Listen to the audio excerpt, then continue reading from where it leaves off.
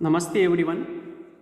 हमने last class का जो पीडीएफ शेयर किया था उसमें सभी वक्रों के लिए वक्रता त्रिज्या कैसे निकालते हैं, यदि वक्र कार्तीय रूप में हो, यदि वक्र ध्रुवीय रूप में हो, यदि वक्र प्राचल के रूप में हो तो कैसे हम वक्रता निकालते हैं वो निकालना सीखा था।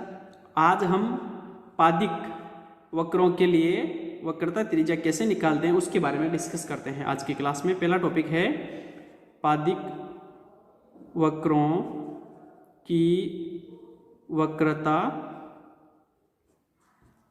त्रिज्या।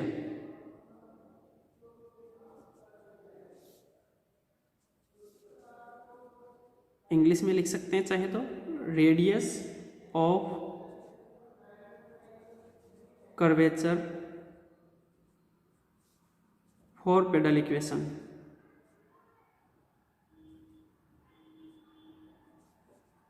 For pedal curves.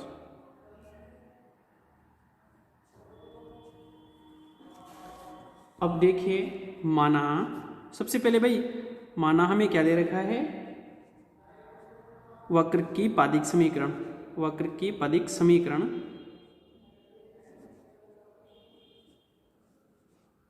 P equal to F are.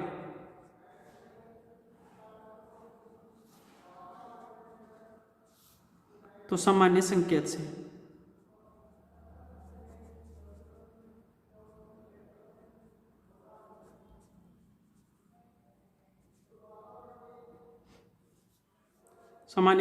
से tan phi equal to R D theta by D R होता है, ये हम जानते हैं। Sine phi equal to R D theta by D S होता है, ये भी हमें पता है। और cos phi equal to D R by D S होता है, ये भी हमें पता है। और ऐसे सूत्र हमें भी पढ़े हैं कई बार। P बराबर पहले लिख चुके हैं, P बराबर आर साइन फाई होता है। इससे इन सभी को 1 दे दो, इसे 2 दे दो, और साइन जो स्पर्श रेखा से तथा एक्स अक्ष के मध्य एंगल होता है साइन, थीटा एंगल होता है ध्रुवीय रेखा, प्लस फाई स्पर्श रेखा और ध्रुवीय रेखा के मध्य कोण, ये भी हम पढ़ चुके हैं 3। तो अब इनसे हमें क्या निकालना है, वक्रता त्रिज्या निकालनी है। किसके लिए? पेडल इक्वेशन के लिए। तो सबसे पहले समीकरण 3 का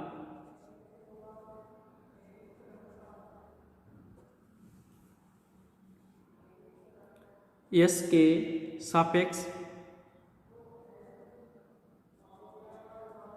अवकलन करने पर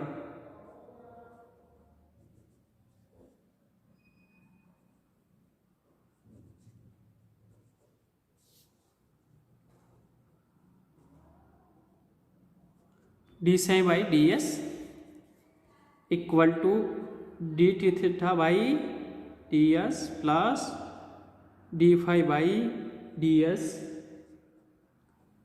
ये समीकरण 4। अब समीकरण 2 जो है, समीकरण 2 में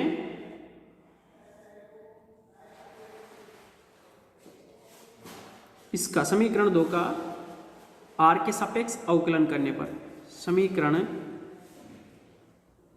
2 का आर के सापेक्ष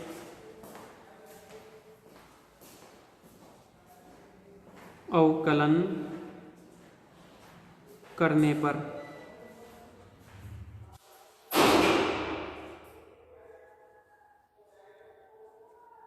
D P by D R, पहले आर का किया तो आर का 1 हो गया, साइन फाई बचेगा, यू डॉट वी के रूप में है ना, plus R cos phi D phi by D S.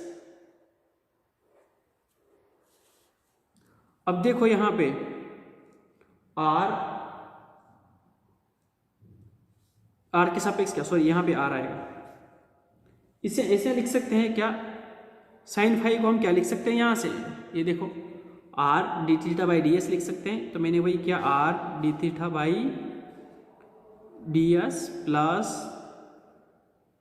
Cos phi को हम क्या लिख सकते हैं, D R by D S लिख सकते हैं, D R by D S, R आगे है इसे, और ये डी फाई है, मैं D phi by D S और D S upon D R ऐसा लिख सकता हूँ क्या? यहाँ पे D R by D S से D R by D S cut हो गया। यहाँ क्या बचा? दोनों में से आर कॉमन है या नहीं? आर कॉमन हो गया है दोनों में से, इसमें भी आर है इसमें भी आर है। यहाँ क्या बचा? D theta by D S plus D phi by D S D P by D R. अब देखो यहाँ पे theta plus phi equal to sine है,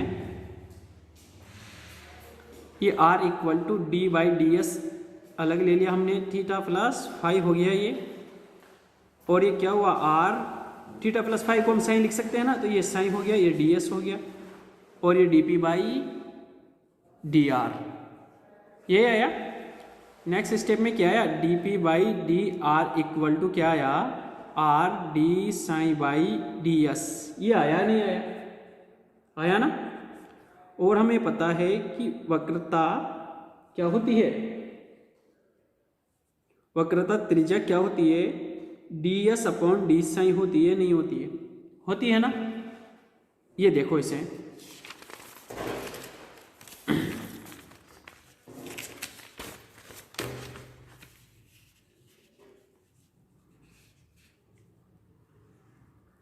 ये D P by D R equal to R upon D S upon D sine. ये R D S upon D sine को मैं रो बोल सकता हूं ऐसे, और हमें यही तो निकालना है, रो को वहां ले जाए तो यहाँ क्या आया? R upon D P by D R. ये आया नहीं आया? रो इक्वल टू, और P बराबर क्या है हमारा? एफ आर है, यही माना था हमने, तो इसका अवकलन करेंगे D P by D are, तो क्या है? एफ डैश आर हुआ नहीं हुआ? तो ये आया नहीं आया? अतः वक्रता त्रिज्या ये आई नहीं आई। हमें कोई P equal to F R function दे रखा है आर के रूप में, तो हम डायरेक्टली वक्रता त्रिज्या निकाल सकते हैं ना। रो बराबर R equal to 1 F dash R होगा यदि P equal to F R हो तो। ठीक है, इसके बाद में नेक्स्ट टॉपिक लेते हैं।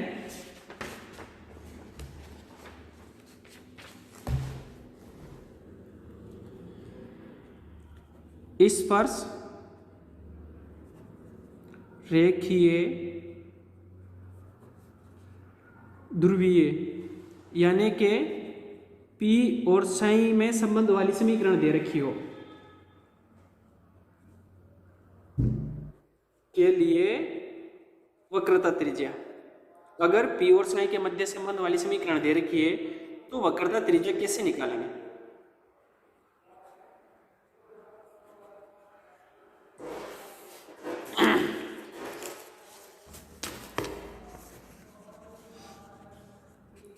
इससे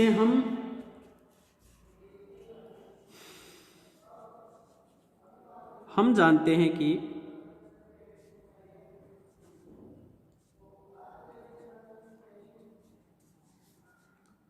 क्या जानते हैं हम? D R by D S equal to क्या होता है? कोस फाई होता है, और रो बराबर आर, अभी अभी हमने देखा D R by D P, ये होता है नहीं होता? अब हमें निकालना है D P upon D sine,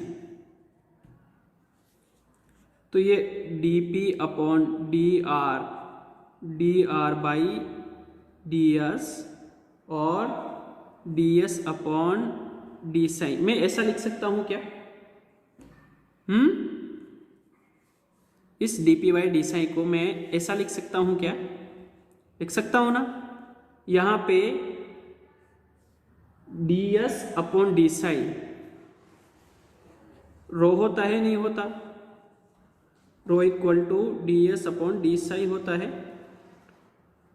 तो रो बराबर ये भी होता है तो मैं D S by D sine की जगह R D R by D P रख सकता हूँ क्या? D P by D R, ये D R by D S, और यहाँ पे R D R by D P, इससे कट हो गया। क्या बचा यहाँ पे?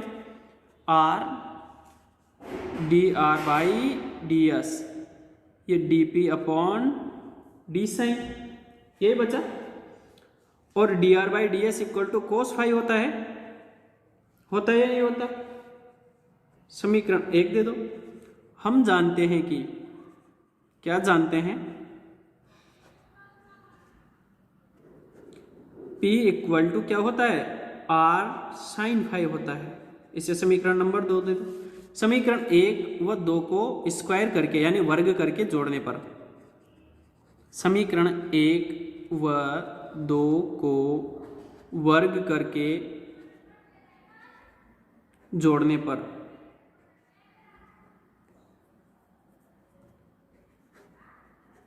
अब देखो वर्ग करके जोड़ेंगे तो क्या है? P square plus D P upon D sine का स्क्वायर इक्वल टू, यहाँ इस तरफ क्या आएगा? R square cos square phi plus R square sine square phi, यही आएगा नहीं आएगा? और आर स्क्वायर कॉमन आ गया तो cos square plus sine square sine का मान क्या होता है? 1, यानी कि आर स्क्वायर बराबर क्या आया यहाँ पे हमारे पास? P square plus D P upon D sine का स्क्वायर, ये आया। अब ये दी गई समीकरण है, इसे हम समीकरण नंबर 3 दे देते हैं।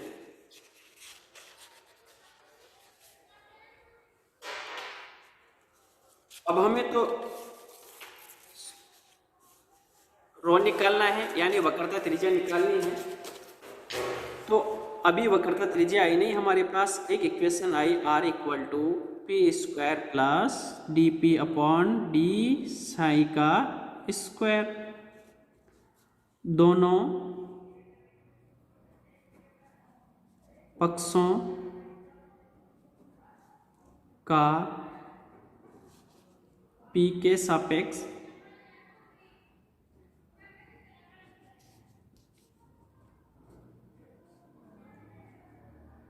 अवकलन करने पर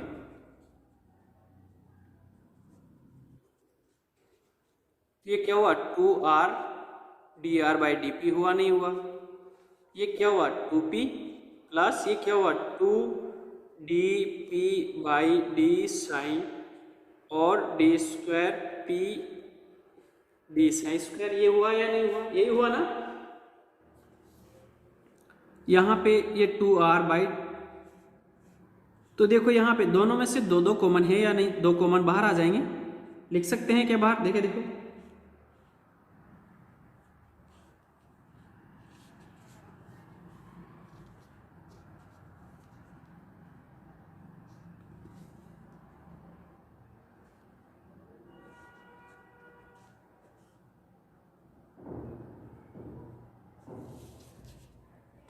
तो ये क्या बचा? R D R by D P, और R D R by D P को तो हम रो बोलते हैं ना, यानी वक्रता त्रिज्या। अभी थोड़ी देर पहले देखा था क्या आया? पी प्लस ये D P upon D Sai है, क्योंकि हमने पहले तो इसके स्क्वायर क्या किया था?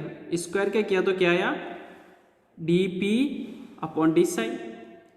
फिर इसके अंदर जो है उसका किया, तो इसके अंदर D P by D Sai है। अब D P by D psi का हमने, देखो ये कहाँ से लिखा? 2 स्टेप, वो समझा रहा हूँ। डी बाई डी पी, तो ये डी स्क्वायर, मैं इसे ऐसा लिख सकता हूँ क्या? डी पी और ये D sine, D P upon D sine, और ये D sine by D P.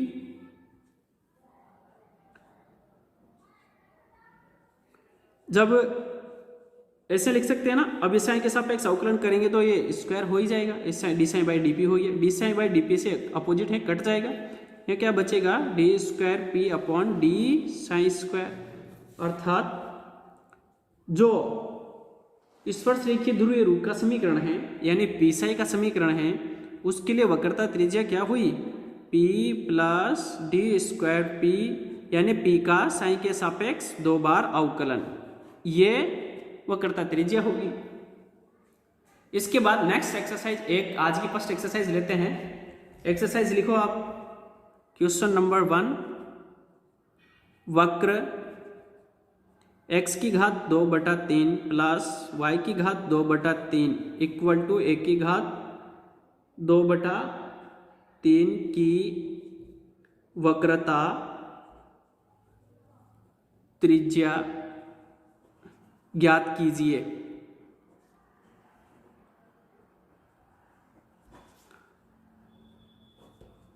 हमें ये वक्र दिया हुआ है, इसकी हमें क्या निकालनी है, वक्रता त्रिज्या निकालनी है। हम जानते हैं कि ये किस रूप में है, कार्तीय रूप में है वक्र। हम जानते हैं कि वक्रता त्रिज्या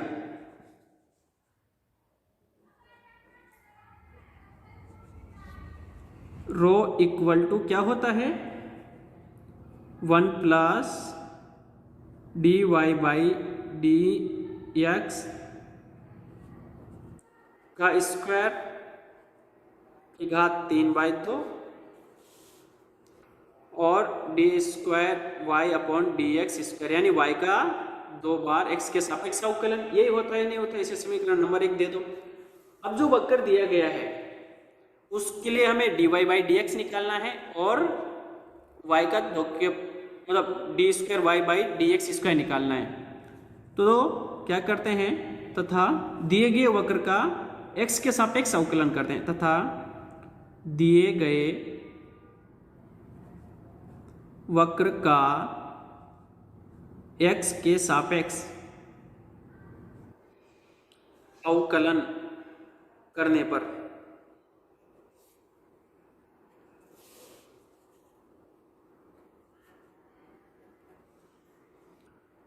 अवकलन करेंगे तो देखो x का क्या आया, 2/3 तो आगे आ गया, और 2/3 -1 होगा तो क्या आया वहां से, -1/3 घात लग गया, प्लस y में भी 2/3 आगे आ गया, y के घात 2/3 में से -1 होगा तो -1/3, और y का dy बाई dx, ये क्या है, कांस्टेंट है, कांस्टेंट का किसी भी स्वतंत्र चर के सापेक्ष अवकलन करते हैं तो 0 आता है।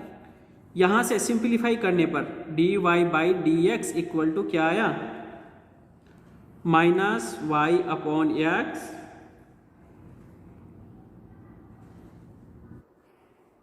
की घात 1/3, इसे समीकरण नंबर 2 दे दो। अब हमें क्या निकालना है, D square by D X square, ये भी निकालना है ना।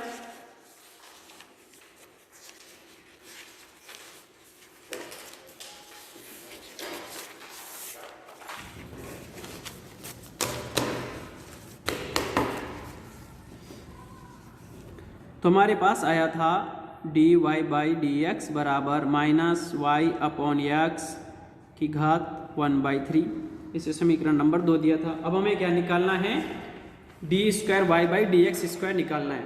तो क्या करते हैं, इसी का ही समीकरण 2 का x के सापेक्ष एक बार और अवकलन करते हैं। समीकरण 2 का पुनः x के सापेक्ष अवकलन करने पर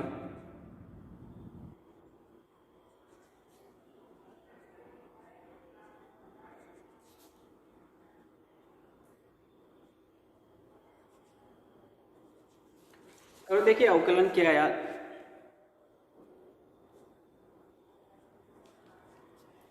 -1 तो बाहर, ऐसे कैसे, y ये u अपॉन वी के रूप में है, वैसे भी कर सकते हैं। y की घात 1/3 तो ये 1/3 बाहर, y की घात 1/3 में से -1 हुआ तो -2/3, और 1 अपॉन x की घात 1/3, ऐसे कैसे, और ये इस y के साथ क्या आया, dy by D x plus, अब x ऊपर आया तो x का क्या हुआ, -1/3, -1 और हुआ तो y की घात तो 1/3 रह गया, और x की घात -1 होते हैं, -1/3 में से -4/3, ये हुआ या नहीं हुआ। देखो यहाँ पे माइनस है, यहाँ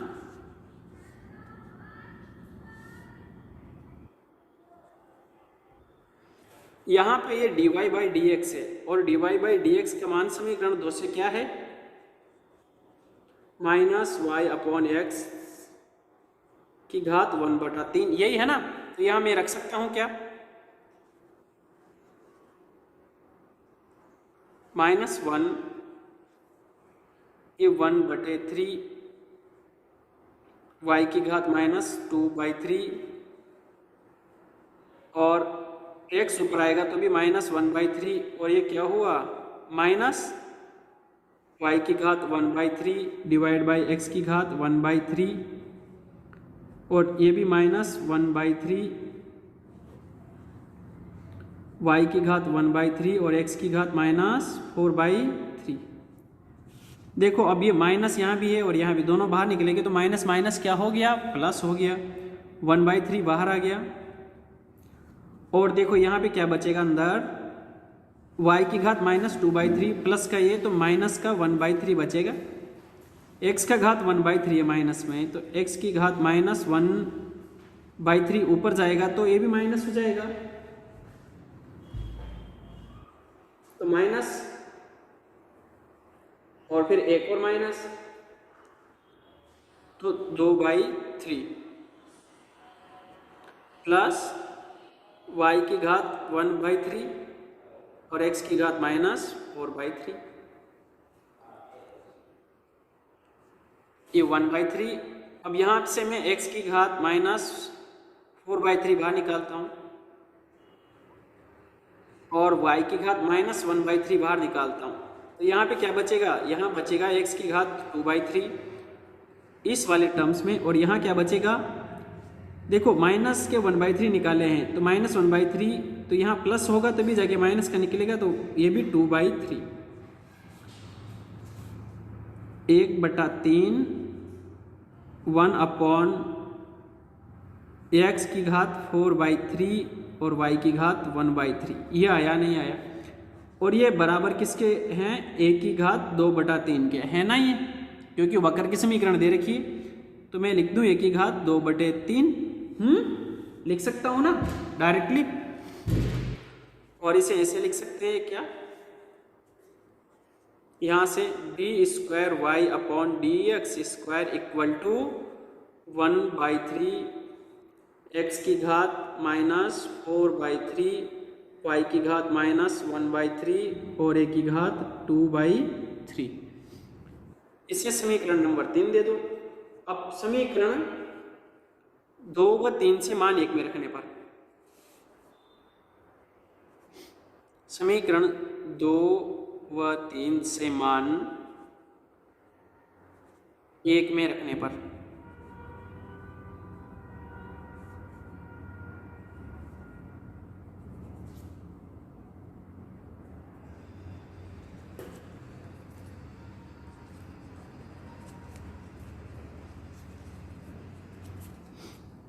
एक में रखेंगे तो इक्वल टू क्या होता है, 1/dy/dx, यही होता है का होल स्क्वायर, उसकी घात क्या 3/2 divide by d² upon dx², यही होता है ना।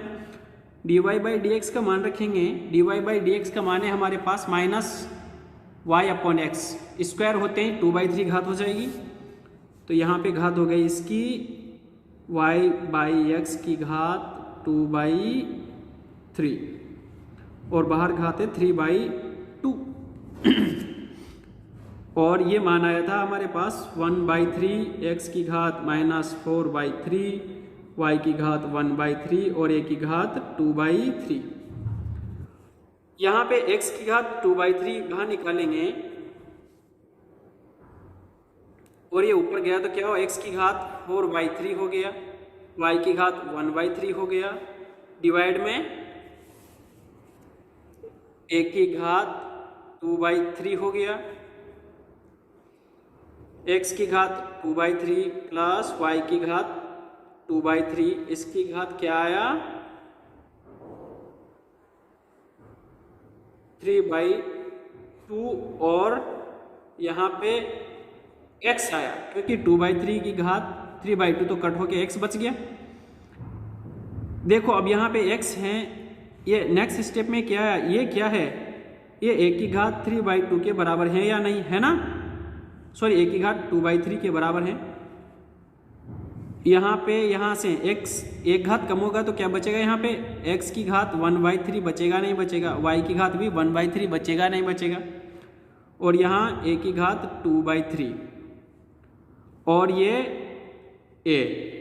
अब यहाँ पे a की घात 2/3, यहाँ पे 1, तो 1 - 2/3 क्या हुआ, a बचेगा नहीं बचेगा, यानी कि रो इक्वल टू क्या आया, ax(y) इसकी घात 1/3। यही हमारा आंसर है। ठीक है, आज के लिए हम यहीं तक पढ़ेंगे, नेक्स्ट क्लास में कुछ एक्सरसाइज और करेंगे। आज के लिए थैंक यू।